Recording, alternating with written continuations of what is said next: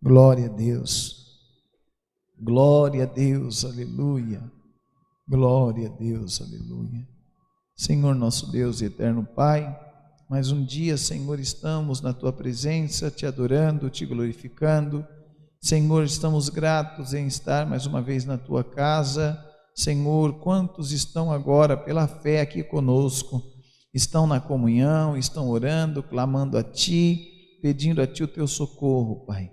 Senhor, quantas famílias, Pai, que estão passando apuros financeiros, porque essa crise, Pai, essa pandemia não trouxe só a enfermidade em si, mas também fechou muitas portas, muitas oportunidades se perderam.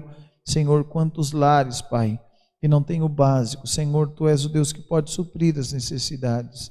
Senhor, nós clamamos a Ti agora e pedimos ao Senhor, abre as portas de emprego. Senhor, abre uma porta de escape para esse pai de família, para essa mãe. Senhor, faz milagres na vida, Senhor, do Teu povo, Pai. Tu és, Pai, o Deus que cura, o Deus que liberta, o Deus que restaura, Pai.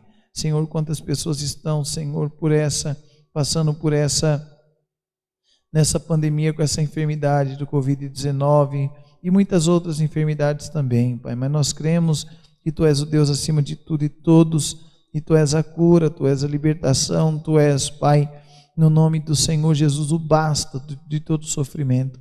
Senhor, sobre as necessidades do Teu povo, Pai, abençoa a vida espiritual, honra, Pai, a fé desta irmã, deste irmão, Pai, que está buscando pelo casamento, pela vida de um filho, Senhor, Pai, pela vida de um ente querido. Senhor, consola também as famílias enlutadas, famílias que, Senhor, perderam um ente querido, perderam alguém amado. Senhor, Tu és o Deus que pode consolá-los também.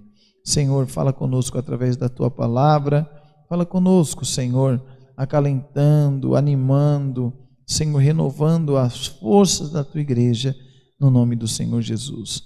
Pai, repreenda tudo que não presta, toda miséria, todo mal, toda enfermidade, vícios, tudo mal, saia do meio da Tua igreja, no nome do Senhor Jesus. Pai, todas essas bênçãos Te pedimos, já Te agradecemos, Pai, crendo na vitória em nome de Jesus. Amém. Graças a Deus, glória a Deus, glória a Deus, glória a Deus. Graças nós Te damos, Senhor, glória a Deus, aleluia. Deus seja louvado. Amém.